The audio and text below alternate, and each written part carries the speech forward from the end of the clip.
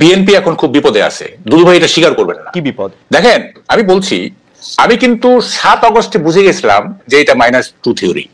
অনেকে কেউ বুঝে নাই, কেন বুঝলাম না।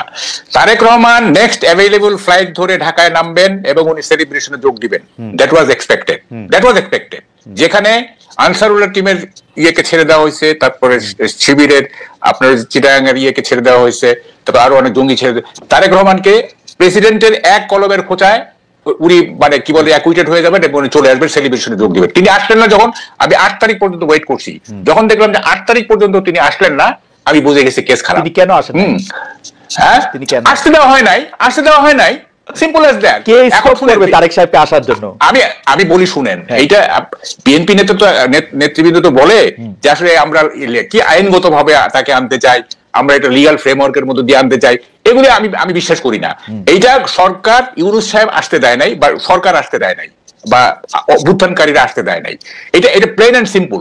এবং দেখেন এখনো পর্যন্ত কিন্তু তারেক রহমান আসতেছে না। এবং এখনকার সিনারিওটা কি, আপনার তো সময় কম। দেখেন বিএনপি এখন কমন টার্গেট হয়ে গেছে, কমন টার্গেট। এখানে জামাত বিএনপির বিরোধিতা করতেছে, বৈষম্য বিরোধীরা বিএনপির বিরোধিতা করতেছে, সরকার বিএনপির বিরোধিতা করতেছে। এবং আজকে যে কুয়েটের ঘটনাটা, এটা খুবই সিগনিফিকেন্ট। আমি কয়েকদিন আগে তৃতীয় মাত্রায় বলে আসছি যে আমি একটা রক্তাক্ত বাংলাদেশের ক্যানভাস দেখতে পাচ্ছি, এটা রক্তাক্ত বাংলাদেশ। এবং সেইটা আমার এই প্রেডিকশন ভুল হওয়ার কথা, আমার কোনো প্রেডিকশনই ভুল হয় না, যাকে অত ক্রেডিট নিতে চাই না আমি। কথাটা হচ্ছে যে একটা রক্তাক্ত বাংলাদেশের দিকে এগিয়ে যায়। কামাল ভাই, আপনি একটা কথা, এমন একটা কথা বলছেন যেটা আপনি আসলে আগেও আপনার লেখা এটার মধ্যে ইঙ্গিত আছে, কিন্তু আমি এই কথাটার সাথে সাংঘাতিক রকমের দ্বিমত পোষণ করি। আমি মনে করি তারেক সাহেব বাংলাদেশে এখন ফিরে নাই, এটা তারেক সাহেবের চয়েস। উনি কেন ফিরতেছে না সেটা দুদু ভাই কিছুটা হলে বলতে পারবে, কিন্তু বৈষম্য বিরোধী ছাত্র আন্দোলন বা ডক্টর ইউনূস তাকে ফিরতে দিতেছে না, এই ক্লেমটার পক্ষে আপনার যুক্তিটা কি? দেশ চালাতেছে এখন বিএনপি, প্রত্যেকটা জায়গায় চাঁদার থেকে শুরু করে সচিবদের মধ্যে বিএনপির সালাম না দিয়ে সচিব হইতে পারছে এখন কেউ? শুনেন বিএনপি কে না, আমার একটা হচ্ছে যে আপনি একটু অন্যভাবে বলছেন। সরকারি সবকিছু দখল করতেছে জামাত, আর বেসরকারি জিনিস দখল করতেছে না, জামাতের কাছে গেছে হচ্ছে স্কুল কলেজ, না অন্যান্য ক্ষেত্র গেছে। যাই হোক, এখন সেটা কথা না, কথাটা হচ্ছে যে এই মুহূর্তে যদি তারেক রহমান বাংলাদেশে আসে, হ্যাঁ, তাইলে মানে উনি পুরো জিনিসটা ওনার গ্রিপে চলে আসবে, হোল নেশন তার পিছনে চলে যাবে। তারপরও কেন উনি আসতেছেন না, কি কারণে?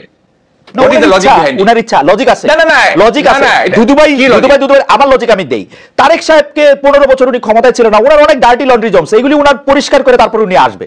উনি আগে না শুনেন, দেখেন 5ই আগস্টের পরে তারেক রহমান যে ধরনের মানে ভূমিকা নিছেন, যে ধরনের বক্তব্য দিচ্ছেন, ওনার ইমেজ অলরেডি মানে কি বলে যে পুনর্বহাল হয়ে গেছে।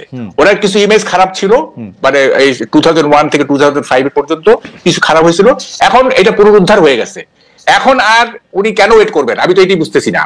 হ্যাঁ, উনি একটা ডেমোক্রেটিক পার্সোনালিটির ইমেজ ডেভেলপ করছেন এই গত 6 মাসে। উনি শান্তিপ্রিয় একজন নেতা হিসেবে নিজেকে মানে এস্টাবলিশ করছেন।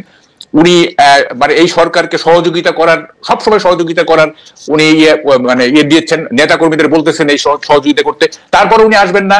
This is a paradox. এটা আপনি বললে হবে না। দেখেন আমি ডাকসুর ডিবেট চ্যাম্পিয়ন, আমাকে উল্টাপাল্টা লজিক দিলে কিন্তু আমি পারবো না। আচ্ছা বাউকাল ভাই, আপনার লজিক আমার কাছে অসাধারণ লাগছে, আমি এটা একটু দুদু ভাইয়ের কাছে জিজ্ঞেস করি। দুদু ভাই, আপনার কাছে কি মনে হয়? আমি শুধু একটা জিনিস আপনাকে বলে রাখি, বাউকাল ভাই, এই পর্যন্ত সরকার আসার পরে যা কিছু হয়েছে, বিএনপি চায় না এরকম কোনো কিছু না। আমি খালি আপনার মনে করা দিতে চাই, এই বৈষম্য বিরোধী ছাত্রদের আন্দোলনের মধ্যে এটা হয়েছে, তারা প্রেসিডেন্টের সরাতে চাইছিল, পারে নাই। তারা সংবিধানের প্রক্লেমেশন দিতে চাইছিল, পারে নাই, কারণ বিএনপি চায় নাই।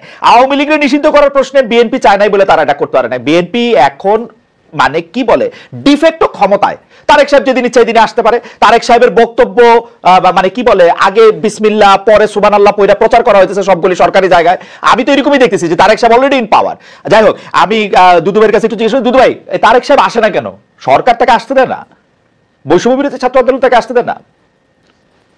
কামাল ভাই অনেক বড় সাংবাদিক, অনেক বড় চিন্তার এবং অনেক বিচক্ষণ ব্যক্তি। তো সেই হিসাবে কামাল ভাই যেসব কথাগুলো বলেছেন, গণতন্ত্রের একটা সৌন্দর্য আছে। আমি একাও যদি একটা বিষয় ভাবি, সেটা আমি বলতে পারি, ভাবতেও পারি, চিন্তাও করতে পারি। তো সেটা আমার মনে হয় না ডিফার করার কিছু আছে। তবে এতটুকু বলি যে তিনি যে কথাগুলো বলেছেন, আমি জানা মতে এ পর্যন্ত আর দ্বিতীয় কোনো আমাদের শুভানু ভাই বা আমাদের ভালোবাসার মানুষ আর কেউ এই কথাগুলো বলেছে যে বৈষম্য বিরোধীরা তাকে আটকাইছে, সরকারের টপমোস্ট ডক্টর ইউনূস তাকে বাধা দিছে। এই কথাগুলো বোধহয় আপনার অনুষ্ঠানে যদি না আসতাম আর কামাল ভাইয়ের কথাগুলো না শুনতাম তাহলে আমার একটা গ্যাপ থেকে যেত। এরকম কথাও তাহলে কেউ কেউ ভাবছে যে তিনি এই বাধার কারণে তিনি আসতে পারছেন না, এটা আমার কাছে মনে হয়েছে। কামাল ভাইকে ধন্যবাদ যে একটা নতুন কথা। ভাই আপনার অনুমতি দেখে আমি একটা প্রশ্ন করতে পারি? কামাল ভাইয়ের কথা কিন্তু খুবই লজিক্যাল, কারণ এই পর্যন্ত বিএনপি তারেক সাহেবের না আসা পর্যন্ত সম্পর্কে যে যুক্তিগুলি দিচ্ছে একটা যুক্তিও ঠিক না, আইন আদালতের হ্যান ত্যান এগুলি একটাও ঠিক না। এটা নিয়ে আমি আলাদা ডিবেট করতে পারি, কারণ ইন অ্যাবসেন্সিয়া তার মামলাগুলি খারিজ হয়ে যেতেছে, উনি দেশে আসবেন মামলা খারিজ হবে, এতে কি সমস্যা আমি তো বুঝি না। আমি তো আমার মনে হয় যে এই 1 মিনিট বা 1.5 মিনিটের মধ্যে যে কামাল ভাইকে আমি সমালোচনা করছি বা কোনো শব্দ ব্যবহার করছি এটা তো মনে হয় না, ঠিক দেখে তো বলি না। আমি এতটুকুই বলছি যে এটা গণতন্ত্রের সৌন্দর্য, এটা ভাবতেই পারে, বলতেও পারে।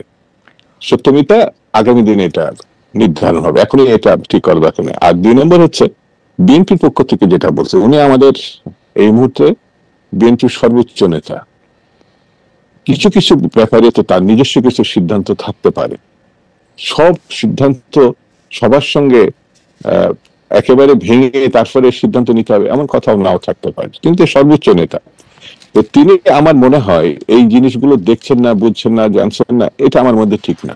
এবং তিনি ফিল করছেন এই যে যেটা কামাল ভাই বললেন যে তার সম্বন্ধে কিছু নেগেটিভ কথা ছিল ধরেন 2 থেকে 5 পর্যন্ত, সেটি এখন শুধু মানুষ অবিশ্বাসই করে না, সেটা কাটিয়ে তিনি জনপ্রিয়তা, আমি বলবো আমার নেতা বলে বলছেন, যতগুলো বিবৃতি, বক্তব্য, উপস্থাপনা সবগুলি গ্রহণযোগ্য পর্যায়ে তিনি নিয়ে গেছে। তার গ্রহণযোগ্যতা যে পর্যায়ে এখন বর্তমানে, এটা কামাল ভাই নিজেও বলেছেন, আমি তার সঙ্গে এটা একমত। তো আমার এই ক্ষেত্রে বক্তব্য, কেন আসছেন না একটু অপেক্ষা করি আমরা, আছে না কিছু জিনিস তো প্রধান নেতার হাতে ছেড়ে দিলাম, তবে আমার দৃঢ় বিশ্বাস তিনি খুব অল্প সময়ের মধ্যেই আমার এই দেশে ফিরে আসবেন। আচ্ছা, আমার ব্যক্তিগত মতামত। মাহবুব কামাল ভাই নিশ্চয়ই এখানে বলবেন। কামাল ভাই আমি কি ওই যে ইয়াটা পড়ে নিব একটু, ওই যে জরিপটা, আমরা একটা জরিপ চাইছিলাম যে দর্শকদের কাছে একটু জিজ্ঞেস করছিলাম যেটা নিয়ে আসলে আপনার বক্তব্য স্পষ্ট যে নির্বাচন আমরা কিরকম চাইতেছি, কিন্তু আমরা দর্শকদের কাছে জানতে চাইছিলাম যে জাতীয় নির্বাচন দেরি হইলে দেশের সমস্যা বাড়তে থাকবে। বিএনপির ভারপ্রাপ্ত চেয়ারম্যান তারেক রহমান এরকম একটা মন্তব্য করে স্পষ্টই বললেন, আপনি শুনতে পেয়েছেন যে উনি খুব শীঘ্রই ফিরে আসবেন। তবে আমি দুটোবার কাছে আসবো এটা নিয়ে, কামাল ভাইয়ের মন্তব্য আগে শুনে আসি। আচ্ছা শোনেন, কথাটা হচ্ছে আমি আর একটু এগিয়ে যাই। দেখেন মিসেস জিয়া মানে খালেদা জিয়া যেদিন লন্ডনে চলে গেলেন তার 3-4 দিন আগে যুগান্তরের নিচে আমরা একটা ক্যান্টিনে চা খাই, তো কে জানি বলতেছিল যে বিএনপি কে করতে -2 থিওরি, এটা 111 এর মতো।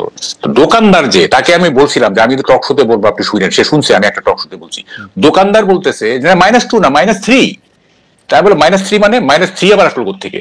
বলে যে তারেক জিয়া, খালেদা জিয়া, শেখ হাসিনা -3, মানে সে বলতে চায় খালেদা জিয়াকে আসতে দেওয়া হবে না। আমি এটা আই ডো নট এন্ডোর্স, সে বলতেছে আর কি, দোকানদার কিন্তু সে, হ্যাঁ এইভাবে সে ভাবতেছে। যাই হোক, এখন দেখেন মানে বিষয়টা কোথায় গিয়ে দাঁড়াইছে, এই যে মানে স্থানীয় সরকার আগে না কি বলে যে জাতীয় নির্বাচন আগে, এইটাতে যে এই যে গভর্নমেন্ট উপদেষ্টারা বা গভর্নমেন্ট যে স্থানীয় সরকারের পক্ষে নিল, মানে এটার পক্ষে থাকলো, এটার কারণটা কি?